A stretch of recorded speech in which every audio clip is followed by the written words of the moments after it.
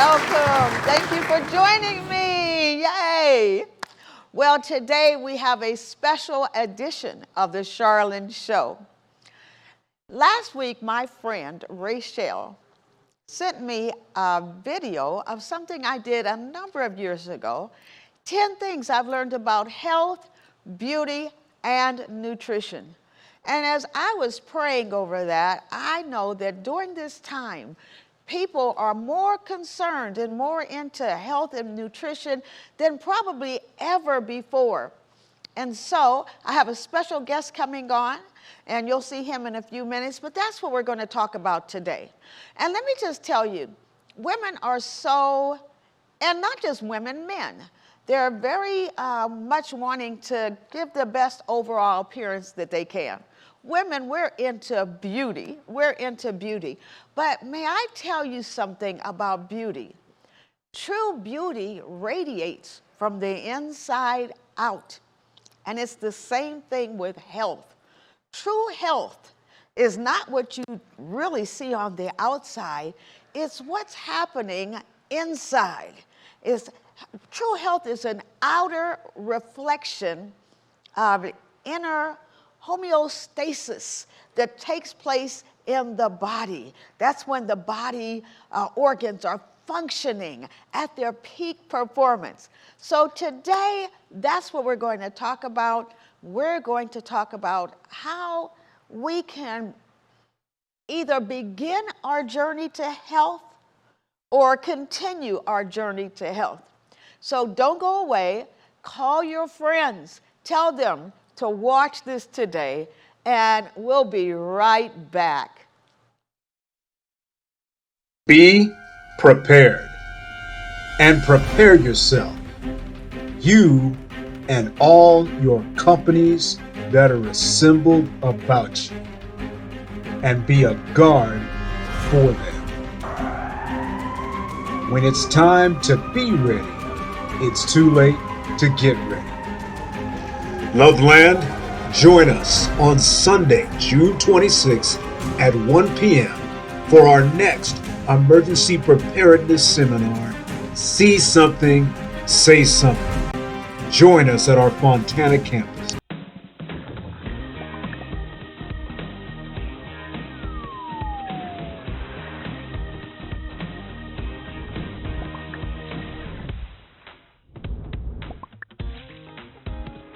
Vacation Bible School is coming. Are you ready?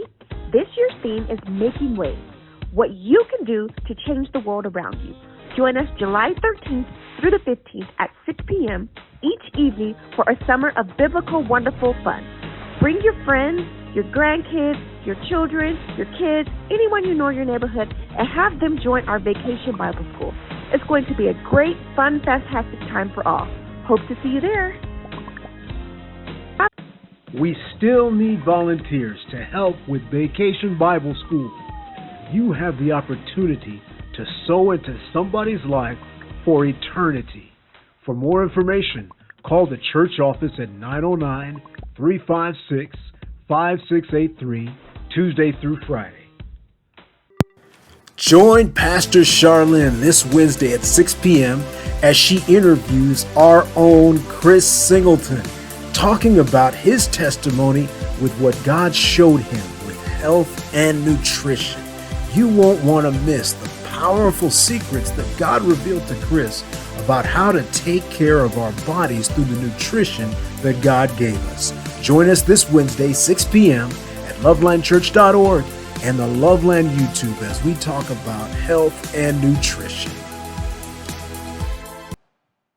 Well, we are here with Christopher Singleton, and Chris has done much research for many years on how the human body works and how we, and this journey that most of us are on to be in a better state of health, and how nutrition ties into that.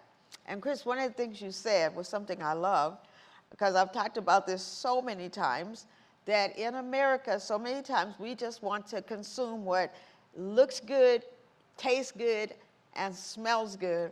But you said that even though we can pay attention to that, that is not the most important thing. The most important thing is what does a body good? What does a body good? And you've also talked about the lymphatic system, and I just kind of wanted to throw in here that there is something about movement and the lymphatic system. The lymphatic system, we already said, it's literally, to make it just really simple, that which takes the garbage out of your body. There are so many, we have, I believe, I can't remember, but I think it's 7 ways that our body purifies itself through respiration, defecation, urination, and there's some more. Anyhow, and so the lymphatic system is when your body is moving, and I have a mini trampoline at my house that sometimes I go out on the backyard and I just jump on that mini trampoline for about 10 minutes. And that's moving my lymphatic system. And the lymphatic system is bigger than even your blood circulatory system. It goes throughout the body. That's one thing you should look up. Look up a picture of the lymphatic system. So, Christopher, I have a couple of questions for you, though. So I am sleeping better because of some of the things you've told me to do.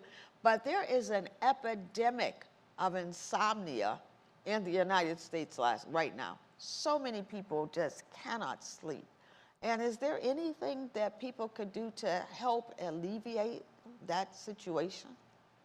I would say there's several things a person can do. Number one, taking advantage of what's known as your circadian rhythm. That is, our bodies are programmed to do what we tell them to do. If we eat at a certain time every day, we're going to get hungry at a certain time every day. If we awake at a certain time every day, we're going to do as such.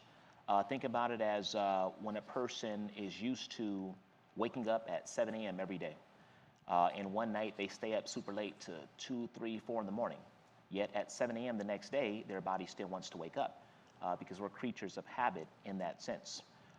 So one of the ways that a person could actually regulate their sleep is to program their body by sleeping at a certain time, waking up at a certain time. Now let me elaborate. It's not as simple as it's 9 o'clock, I'm ready to go to sleep. You need to prepare. If you're planning on sleeping at 9 o'clock, your most recent meal, final meal of the day, should have been completed at the latest 8 o'clock, preferably 7:30. All right? An hour and a half before you're actually getting ready to go to bed? An hour and a half, and there's some people that would actually say longer than that. Okay. However, what we don't want is to fall asleep with a full stomach because throughout the night, as opposed to repairing, your body is expending the majority of energy allocated to digestion when it should be repairing. There's supplementation that a person can take in order to sleep. Melatonin, chamomile, lobelia root. These are all herbs that can actually contribute to your body relaxing. Mucuna is also another one. What these do, they pretty much relax the nervous system. They allow the body to enter into a receptive state to where it's receptive to sleep. An example is if it's 2 o'clock in the afternoon and I'm jogging, my body at that current time is not receptive to sleeping. It's doing something else, doing what I told it to do. Now the difference is when you lay in bed, in that example, the person that wants to go to bed at 9 o'clock, at 8:30, they should not be surfing the web on their phone. They really actually shouldn't even be watching TV if their sleep cycle is that damaged in the present moment. They should be winding down. That can be your meditation time, your prayer time. That can just be your relaxation time. If there's a partner, a married couple, they might have some pillow talk where obviously that needs to be toned down. That shouldn't be major issues that a couple's going through at that time that are going to keep them up. So when a person programs themselves to sleep, that's when sleep no longer becomes lack of sleep, becomes an epidemic. Society right now trains us to treat sleep as something that is optional. So Yeah. there's no wonder that there's a quote-unquote epidemic of sleep, but it's not like it's a deadly plague that's ravaging society. This is for the most part, this is something that is self-imposed by people. And if they were to take these simple steps to mitigate their body's rejection of sleep at a given time, they'd be able to sleep. Okay, I have a question, because I know that there are people that they actually fall asleep to the TV, and they will tell you in a second they cannot fall asleep without the TV. Is that something they would need to wean themselves on? Tell me about that. So there was a group of Navy sailors that were sleeping on a vessel. And where they had to sleep, it was right by one of the main motors. So they got to their bunks and or their barracks, and they told themselves, "There's no way I can sleep because this is just too loud." So what happened was, over about a week or two period of time, they got accustomed to it, and they would sleep soundly throughout the night. Now, one night that motor shut down. This loud motor shut down.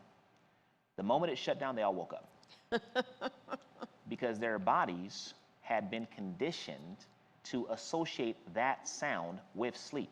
Now, here's the thing. Our bodies are wonderfully made. Our bodies are going to adapt to what we tell them to do. So that individual who falls asleep with the television, yes, they are accustomed to that. However, here's the problem. That television is emitting light. More than likely, that individual, even if they were to cover their eyelids, that television is also emitting sound, okay? Now, the eyelids are thinner than other layers of skin, and therefore light can easily, well, not easily, but light can more easily penetrate through the eyelids, which is why a person is asleep, say 200 years ago, and it's dawn, or excuse me, it's dusk, and all of a sudden they wake up because the sun is shining on them, and it's able to penetrate through their eyelids and signal to them that it's time to wake up. So that individual is robbing themselves of the beauty of deep sleep by allowing the television to be on. On top of that, what are they watching? All right, whatever they're watching, there's sound that's associated with that, and we associate sounds with thoughts, with memories, and so forth. So are you training your brain to be in a heightened state, a heightened emotional state while you're asleep, or are you training your brain to be at peace while you sleep? So all these things are, as we said earlier, they're journeys. It's like good health. People don't get sick overnight. They don't get well overnight. And a habit is something that takes a while to form. That's amazing what you said about those sailors, simply because a lot of times you will have couples, and this is something that we don't really have to get into this right now, but you'll have one couple that wants to sleep with the TV, feels like they cannot sleep without the TV, and you'll have the other partner that cannot sleep with the TV, and then you have the partner that has now fallen asleep with the TV. The other partner cannot fall asleep, and so they go to cut the TV off. I've heard this so many times. And then the partner who is sleeping, because they are programmed to sleep with the TV, they're like, then they wake up, why'd you cut the TV off? Okay, and I'm sure that somebody that's watching, you know exactly what I'm talking about. Why'd you cut the TV off? Because I'm laying here and I can't sleep because you have the TV on. So that's another subject for another day. But let me ask you, you had earlier talked about GMOs, corn and soy. And you know, I went to Canada, wow, like 13 years ago, to a healing camp for 2 weeks up in Alberta, Canada. And that's when I found out about corn. And I don't think I've eaten corn in 13 years. So talk to us about GMO. Well, I would tell a person to look up GMO regulations in other countries, particularly European countries. GMO labeling regulations. That is to say that we're one of the very few countries that we're not required to label products that are genetically modified. Now, without getting too deeply into it, I'll simply state this. We do not know enough. We don't know enough about the process of gene splicing. We don't know enough about the long-term effects. Here's an example. There were some livestock And the livestock was given bales of GMO corn feed and bales of non-GMO corn feed. So what happened was it was an experiment. They were given the choice to eat whatever one they wanted to eat. Immediately, they all gravitated towards the non-GMO corn feed. So what happened was the ones that couldn't get to the front of the line, they patiently waited because they weren't going to eat the other stuff. Now, once that GMO corn feed was exhausted, was gone, ran out, they still refused to eat the GMO corn feed. It wasn't until they were at the point of starvation to where they ate some of it. Something about their animal instincts told them this is not natural food. So sometimes we can look at nature, and nature can be a great guide as to how we, being that we are created, God created nature, God created us. We can use that as a guide, so to speak, to show us how we need to be caring for our own bodies. So when it comes to GMOs, if a person wants to study the effects, then they could do so. And in doing so, what's going to happen is they're going to open up a can of questions, I'm going to call it, that they're going to want to get answered. And after answering those questions, they're going to have to really look in the mirror and ask themselves, is it proper? Am I being a good steward by consuming these foods? Maybe they'll say yes, maybe they'll say no.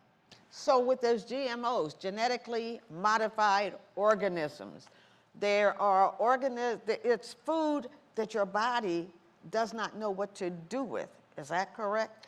And can you take that and take it over to high fructose corn syrup all at the same time before we go to our next commercial? Yeah, that's something that I could literally talk for 2 hours about that. Let's go to break, and I'll elaborate on that when we get back. When we come back. Okay, so when we come back, we're going to talk about genetically modified organisms, but we need to talk about high fructose corn syrup because so much of what you are consuming is high fructose corn syrup is in it, and you need to know what that's doing to your body. So we're going to be right back. See you in a moment.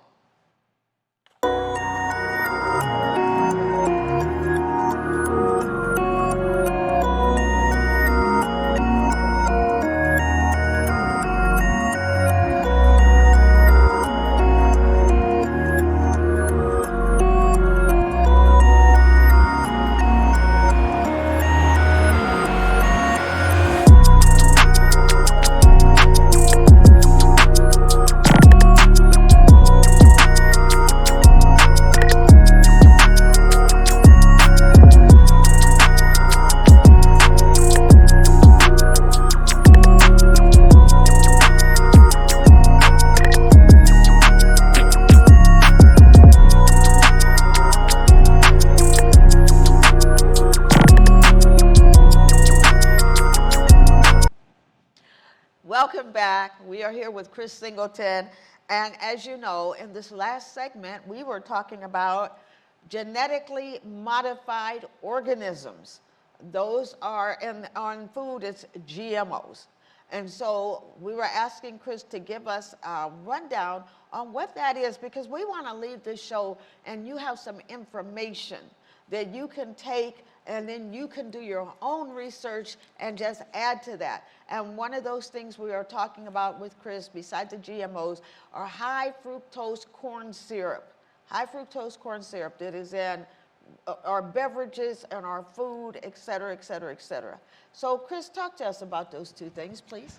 All right, so back to the GMOs. So with the GMOs, genetically modified organisms, in essence, what you have is you have an organism that is grown with the purpose of not only providing whatever it is, say it's corn or soy, but also making it things like drought resistant, element resistant.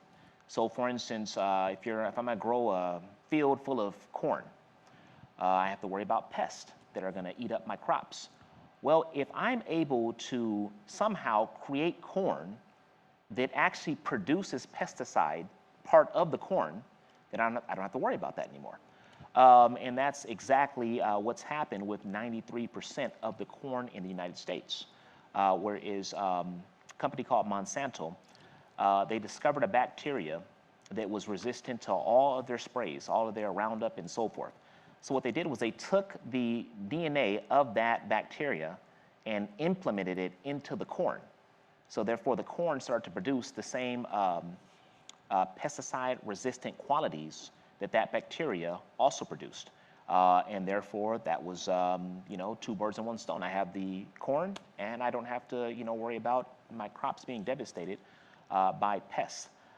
The question mark we have is there are questions in terms of the long-term and even short-term effects that this is having on the human body. Backed up not only by experiments like the one I mentioned earlier, versus this experiment. There was three control groups of rats, or mice, that were fed GMO feed. So group number 1 was fed GMO feed exclusively. Group number 2 was fed organic feed exclusively. And group number 3 was fed feed that was not organic, but it was also not GMO. Therefore, it was feed that was, when the crops were growing, they were treated with pesticides. All right, so we have organic, we have non-organic, meaning the crops were treated by pesticides, and we have 100% GMO. Now, what happened was after by the third generation, I believe, group number 1 that was treated with only GMO, they were all dead. Group number 2, the one that was treated, or excuse me, not treated, but fed crops that were treated with pesticides, they developed, for the most part, they were healthy. But some of them developed cancer, cancerous organisms, tumors and so forth. And of course, the group that was fed organic feed, they were the healthiest group, obviously. So you just have to ask yourself, do you want to be, so to quote unquote, part of a controlled experimental group? Because the reality is with this GMO food that we're consuming on a massive basis, we don't have all the answers. I'm very careful not to knock it. I'm simply saying that I don't eat it if I have the choice. If I'm out at a restaurant and say there's some sauce on something, I know there's probably a 99.9% chance something in there is GMO. Okay, but that's going to be what, once a month, once every 2 months? So, moderation is key. High fructose corn syrup. That is one that's a little bit more devastating to the body. Yep. This is not sugar. The corn industry and the sugar industry had a big fight over whether or not the corn industry could refer to high fructose corn syrup as the same as sugar. The sugar industry said, no, that's deadly. That's not the same. We're not the same. And there was a lot of legal issues that transpired. High fructose corn syrup is something that our body has only been introduced to in the last several decades. The reality is we don't know. Once it's consumed, our bodies do not know what to do with it. It has led to a lot of different issues, liver issues, weight gain.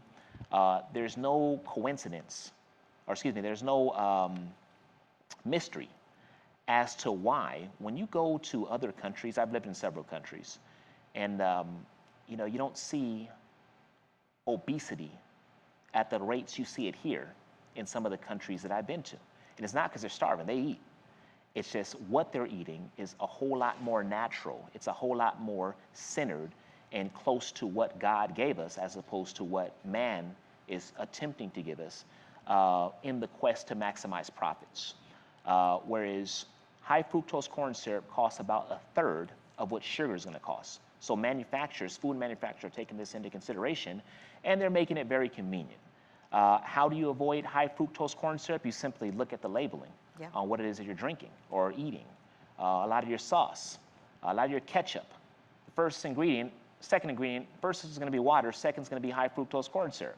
All right, you're withdrawing. When I talked about earlier withdrawing, when you consume high fructose corn syrup, you are for certain withdrawing from your bodily bank account. So you have to ask yourself, do you need to do that? And and that's so interesting when you were the ones that, when you first told me about high fructose corn syrup, I have this sweet and sour chicken recipe and I used to love to make it. And so they had the sauce already there at the store. I won't say the name of it. It was so good, and it was so easy. I can just bake my chicken and put that sauce on it, bake it some more. Then I started looking at the labels. And seriously, Chris, Chuck, Jr., Corey, Carrie, tonight, we all look at labels. And so the second ingredient on my favorite sweet and sour sauce recipe was high fructose corn syrup. So I stopped using that because I know what it does to the body. Well, we have an idea. And so, but can I not make it now? Yeah, I can, but now I just have to make it from scratch, which is, it's gonna take a lot more effort, but you can still make some things. And so looking at labels is really, really important. And what I have found out in my personal life, couple of things. One, I usually try to eat very, very healthy. Now, 2 Wednesdays ago was my birthday. My birthday was 2 weeks ago. And I literally ate bad for a whole week celebrating my birthday and probably gained about 5 pounds. But I knew the way you get rid of that is you just, for me, I just go back to clean eating. And when I say clean eating, I'm just talking seriously about things that man hasn't gotten to. That's pretty much my MO when I'm trying to eat. Just try to eat things that man has not gotten to. Chris, you said something earlier, and it reminded me of the Pottinger cat study on nutrition. So, you know, Dr. Francis Pottinger, between 1932 and 1942, did this study. It's a 10-year study called the Pottinger cat study, and I learned about this when Gina and I went up to Canada. And I don't remember exactly, you know, because I didn't know I was even going to refer to it, but you can look it up. But basically, I can give you the basics of it because it's very similar to the study you just talked about, except this was a study in nutrition. And so they gave these cats, they divided the cats really into 2 basic groups, but each group had more groups. But basically 2 basic groups. And one group they gave raw milk and raw meat to, and the other group they gave processed milk and processed food to. Anyhow, the bottom line was this.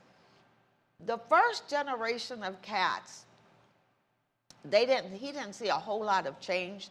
Both generations lived to be a long life, but at the end of the life of the cats that were eating the processed foods and the processed milk, those cats at the end of their lives, when they got old, they started experiencing cancer and diabetes and heart disease, and then they had babies.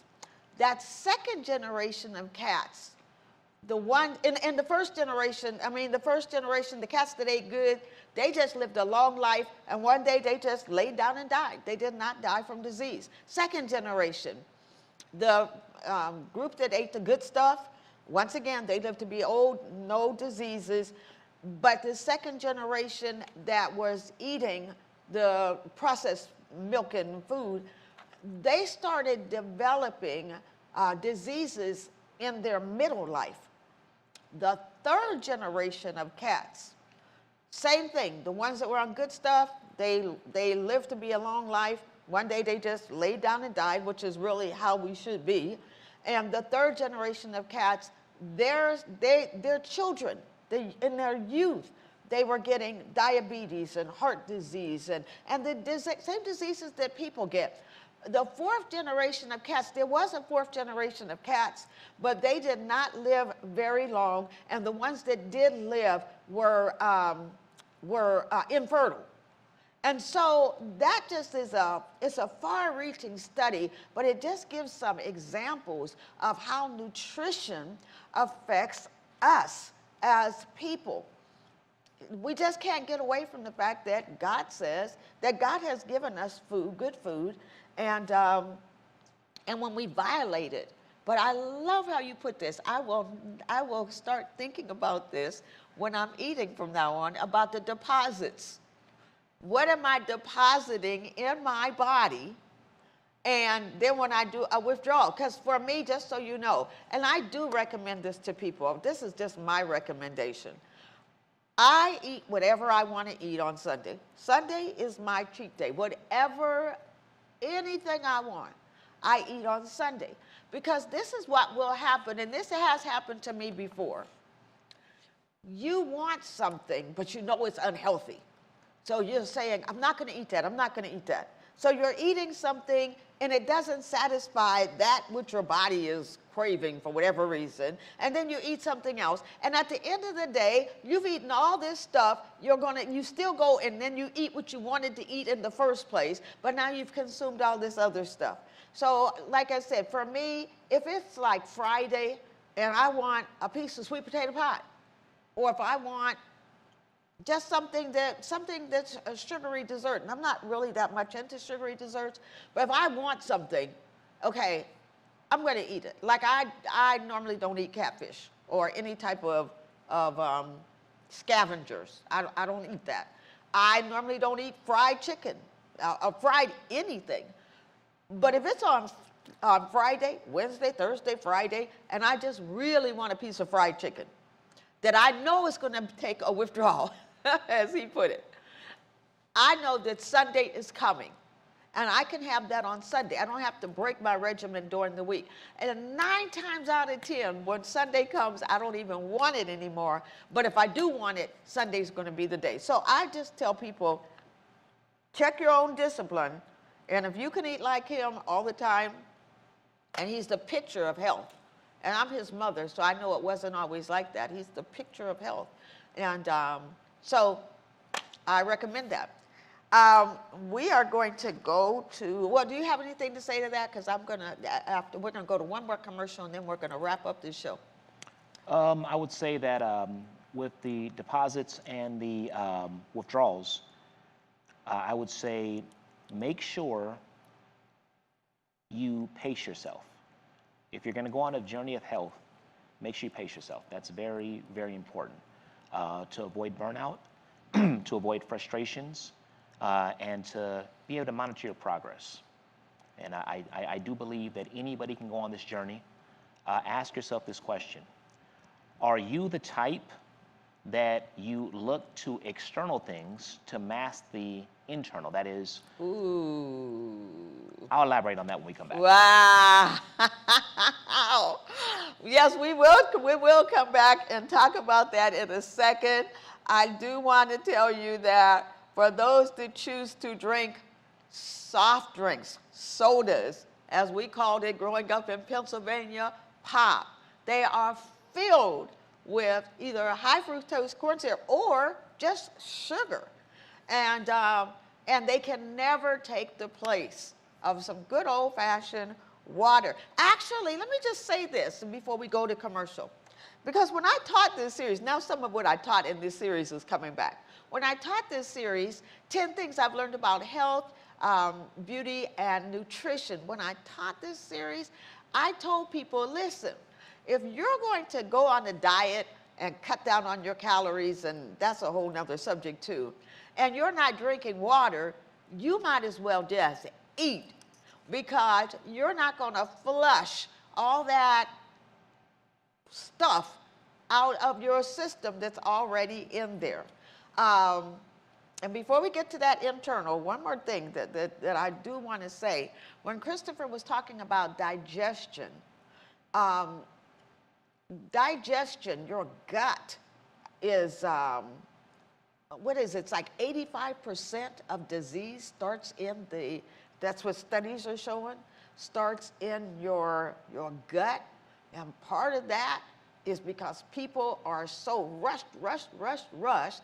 They don't take time to effecate, to get rid of the residue that comes from food. So one, you should never hold your urine. Stop. I don't care how great the conversation is. Stop. Go to the restroom. And then Christopher was talking about habits, and I've taught this for so many years. Get in the habit of going into the restroom for at least 30 minutes preferably the same time every day. And you really should effecate at least 3 times, but I'm just talking just once, because I know people that don't have a bowel, when I say effecate bowel movements, I know people that do not have bowel movements for days. That is so dangerous, but you can train your body. And don't go in there for 5 minutes. Take a book and go in the restroom and sit there for 30 minutes, even if you don't do anything. And over a period of time, your bodies will start responding, and it will know that that's when they can release those things from your body. So anything on that before we go to, okay, so we're gonna go to commercial, and then we're gonna come back and do our last segment. We'll see you in a few minutes.